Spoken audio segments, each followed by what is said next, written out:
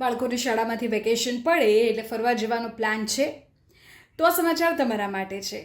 જો તમે મિઝોરમના કુદરતી સૌંદર્યને માણવા જવાનું વિચારી રહ્યા છો તો આ સમાચાર તમારા માટે ખૂબ જ મહત્ત્વના છે, કારણ કે હવે મિઝોરમમાં પ્રવાસીઓ માટે પણ આચારસંહિતા છે.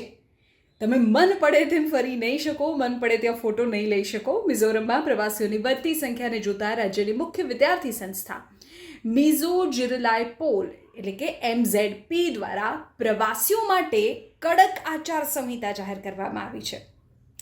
હવે ત્યાં ફરતી વખતે તમારે સ્થાનિક નિયમોનું ચુસ્તપણે પાલન કરવું પડશે, નહીં તો તમે મુશ્કેલીમાં મુકાઈ શકો છો.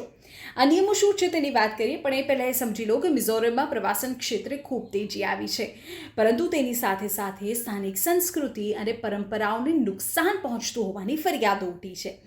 આ સ્થિતિને ગંભીરતાથી લેતા MZPએ પ્રવાસીઓ, ખાસ કરીને સોશિયલ મીડિયા ઇન્ફ્લુએન્સર્સ અને કોન્ટેન્ટ ક્રિએટર્સ, તેમના માટે નવી ગાઈડલાઇન જાહેર કરવામાં આવી છે. સૌથી પહેલી તો નિયમ એ છે કે શૂટિંગ પર પ્રતિબંધ. કોઈના પણ ખાનગી ઘર કે ચર્ચના ફોટો મન પડે ત્યાં ફોન કે કેમેરા લઈને ઊભા રહીને તમે નહીં પાડી શકો, નહીં રેકોર્ડ કરી શકો. વિડીયો માટે પરવાનગી લેવી પડશે. બીજું, ILP રાજ્યમાં પ્રવેશવા માટે ઇનર લાઇન પરમિટ છે તમારી પાસે, પહેલાં માંગવામાં આવશે, ફરજિયાત છે.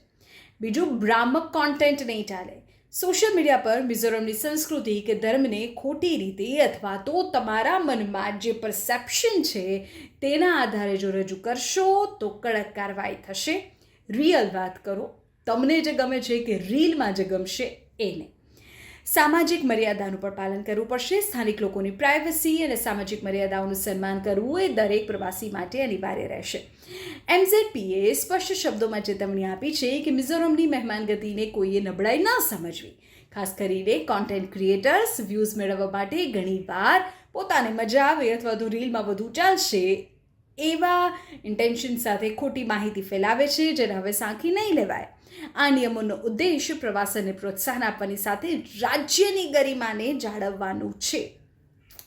મિઝોરમની મુલાકાત લેતા પહેલાં નિયમોને ચોક્કસ જાણી લેજો. પ્રવાસન એટલે માત્ર મોજ મસ્તી નહીં, પણ જે તે સ્થળ અને સંસ્કૃતિનું સન્માન.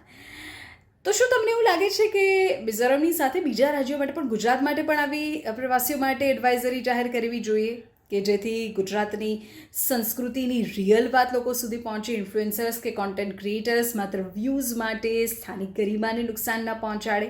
કમેન્ટ કરો.